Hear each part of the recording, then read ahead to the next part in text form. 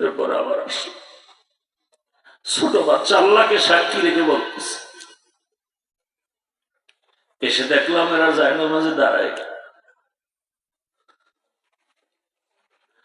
বাচ্চাগুলো নামাজ পড়লো তাহাজ্জুদ। এরপরে দেখি এক একজনে এক এক কর্নারে কোরআন শরীফ নিয়ে বসে, ভেতরে অনেক বাচ্চারা ঘুমায় রুমের মধ্যে, ওরা রুমের বাইরে করিডোরে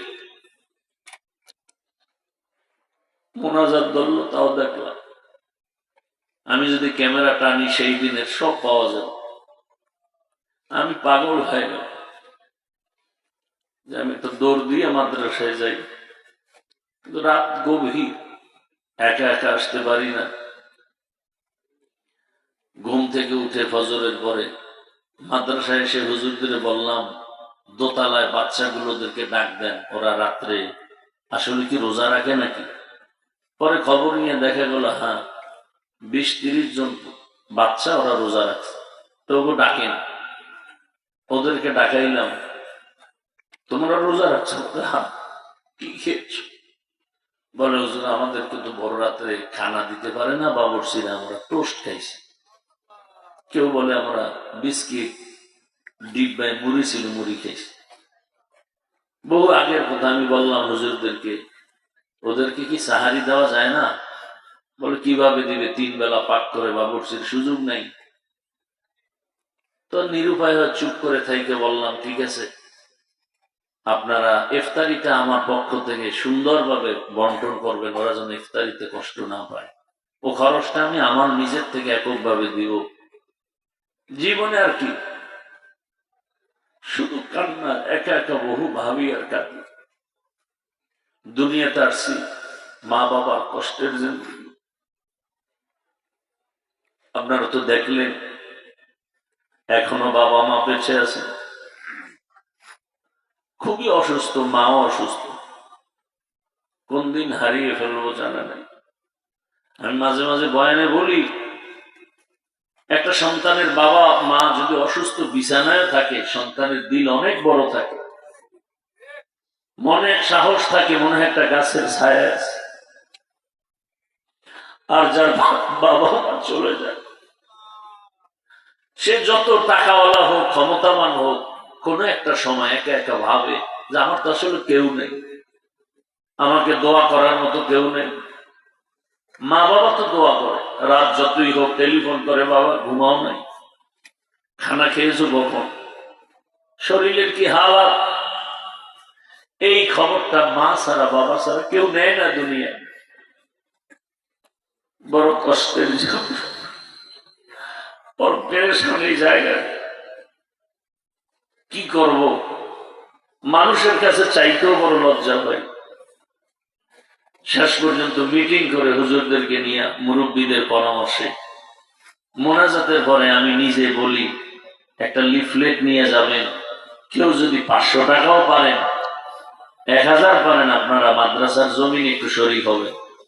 জানি না কপালে কি আছে, নিজের অনেক টাকা কামাই রুজি সব এদিকে, নিজের চলতে অনেক ব্যাগ পেতে হয়, যা ভাষা নাই বুঝাবা।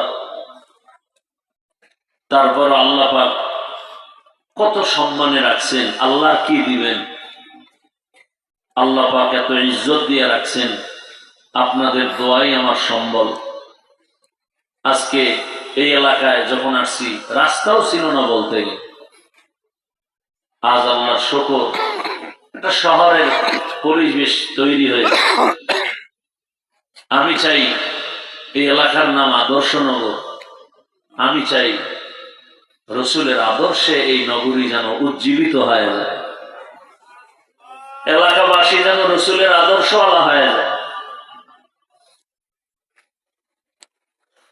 তবে বয়ান করার জন্য বসি নাই, বয়ান হয়ে গেছে, সবাই অনেক দূরে যাবেন, রাত অধিক, মাইকের আওয়াজ যতদূর যায়, মা বোন সহ সবার কাছে দোয়া চাই।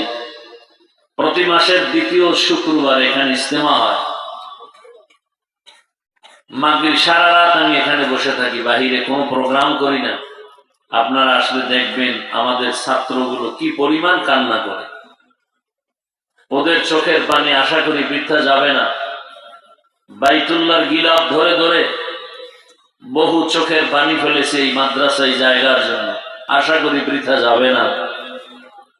হয়তো একটু পেরেশানি আল্লাহ চান, দিলে তো দ্রুত দিতে পারেন। আল্লাহ মোহাব্বতের বান্দাদেরকে চান একটু ওরা কান্না করুক।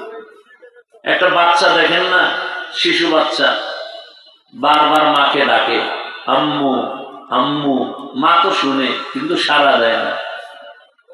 কেন? মায়ের কাছে আম্মু ডাক বড় মজা লাগে। মা চাই আরো ডাক, ও যত ডাকবে তত আমার দিল মজা হবে, আনন্দ পায়। এক পর্যায়ে যখন দেখি বাচ্চাটা আম্মু বলতে বলতে ডাকের সাড়া দেয় না, তখন মাটিতে পড়ে কান্না শুরু করে, চোখের পানি যখন ফেলা শুরু করে, তখন ওই মায়ের কলিজার মধ্যে মায়ার আগুন জ্বলে উঠে। সব কাজকর্ম ফালাইয়া ওই বাচ্চার কাছে মা দৌড়ায় বাচ্চাটারে কোলে নেয়, চুমু খায়। আমার আল্লাহ চায় যে আমার কোনো ছেলে নাই, মেয়ে নাই। আমি আল্লাহ কাউকে জন্ম দেই নাই, কারো থেকে জন্ম নেই নাই। আমি আল্লাহ বড় আদর করে বানাইছি মানুষ। আমি আল্লাহ চাই বান্দা তুই আমারে বারবার ডাক, আমি চাই বারবার চোখের পানি ফেলবি, কারণ চোখের পানি এত দামি। একটা সন্তান মা বাবার কাছে চোখের পানি ছাড়িয়ে ক্ষমা চাইলে মা বাবার মায়া বেড়ে যায়। ছাত্র কান্না করে শিক্ষকের কাছে ক্ষমা চাইলে চোখের পানি দেখলে মায়া বেড়ে যায়। আমার আল্লাহর মায়া কি আমার আল্লাহর মায়া তো অনেক বেশি। আল্লাহ পাক বলেন এক ফোঁটা চোখের পানি দাম কত? রহমতের নবী বলেন ওই এক ফোঁটা চোখের পানি গালের নিচে যাওয়ার আগে আল্লাহর কুদরতি অন্তরে মায়ার জোশ আসে। আমার আল্লাহ বলে বান্দার কাঁদিস না, তোর জীবনের সব গুনাহগুলো মাফ করে দিলাম। একদিন এই ময়দানে আওয়াজ চলবে কোরআনের বাগানের আওয়াজ, কিন্তু এমন একটা দিন আসবে আমরা সব কবরবাসী হয়ে যাব। তিনটা সাদা কাফনের প্যাকেটে পড়ে থাকবো, এই দুনিয়ায় আর বেঁচে থাকা যাবে না। ভাই কাঁদবে যে আমার ভাই নাই, মা কাঁদবে আমার সন্তান নাই, বাবা চোখের পানি ছেড়ে কাঁদবে আমার সন্তান চলে গেল। আমারে কে আম্মু বলে ডাকবে, কে আব্বু বলে ডাকবে, আর ডাকার মতো কেউ থাকবে না। এরে আল্লাহর বান্দারা, পর্দার আড়ালের মা বোনেরা, রহমতের নবী এই উম্মতের জন্য কি পরিমাণ কান্না করেছে। আজ নবী নাই, ওই নবীর দিনের আমানত আমাদের হাতে। এই কষ্ট করি আমি যদি শুধু ওয়াজ মাহফিল করি আর চুপচাপ ঘরে এসে ঘুমাই, 5 ওয়াক্ত নামাজ পড়ি, আর আমার কিছুই তো করার দরকার হয় না। আমি আরো বাড়ি করতে পারি, আরো গাড়ি করতে পারি, কিন্তু না। এই মাদ্রাসা যখন হয় ভাড়া ঘরে, গ্যাস নাই, বাবুর্চি নাই, 2 বছর 9 থেকে 12 জন শিক্ষক 3 বেলা বাসায় খাওয়াইতাম পাক করে। এভাবে কষ্ট করে করে করে করে এই পর্যন্ত এমন অবস্থা। শুরু থেকে আল্লাহর শুকর, ওস্তাদদের বেতনও বাকি ছিল না, কিন্তু এই জমিন নেওয়ার পেরেশানির কারণে আজকে প্রায় 3-4 মাস ওস্তাদদের বেতন পর্যন্ত বাকি হয়ে গেছে। 1 মাসও বাকি ছিল না সে 11 সাল থেকে। অনেক কষ্ট করেছে, কিন্তু এই 2-3 মাস বাকি। এরপর আসাতে যায় কেন মেহনত কম করে না। মাগরিবের নামাজের আগে ছাত্রদের কান্না দোয়া, আমার গভীর রাতে তাহাজ্জুদে ছাত্রদের কান্নার আওয়াজ, চোখের পানি আর জিকির চলে। এরে আল্লাহর বান্দারা, আপনাদের কাছে শুধু দোয়া চাই, কিছুই চাই না। দোয়া থাকলে আল্লাহ যদি কবুল করেন সব রাস্তা ওপেন হয়ে যাবে। এরে পর্দার আড়ালের আম্মা জান, আল্লাহর কাছে দোয়া করবেন। আপনারা তো ভাগ্যবতী নারী, আজকে এখানে 11টা সন্তানের মাথায় পাগড়ি দেওয়া হলো হাফেজে কোরআন। আলহামদুলিল্লাহ। ওলামায়ে কেরাম কিন্তু এটাই চায়, এটাই জিন্দেগির কষ্টের ফসল, ঘামের ফল। আপনারা জানেন আমার ভাইরাও মাদ্রাসা নিয়ে আসেন, আসলে মাছ পানি ছাড়া থাকতে পারে না। ঠিক ওলামায়ে কেরাম ইলমের বাগানে না থাকলে মন ভালো লাগে না। আপনাদের কাছে দোয়া, আমার মা বাবার হায়াত যেন আল্লাহ বাড়ায় দেন, এমন একটা পরিস্থিতি যেন না আসে যে আমরা বাবা মা হারায় অসহায়ের মতো ঘুরব। চতুর্দিকে তুফান আর তুফান, মুসিবতের আক্রান্ত, কঠিন এক হালাত। মা বাবা যদি ঘরে বসে দোয়া করে, এটাই সব থেকে বড় অস্ত্র।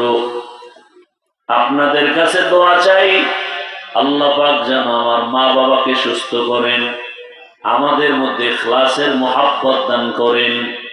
আল্লাহ পাক মাদ্রাসার উস্তাদ ছাত্র যারা সবাইকে আমানতদার মুখলেস খাদেম বানায় দেন।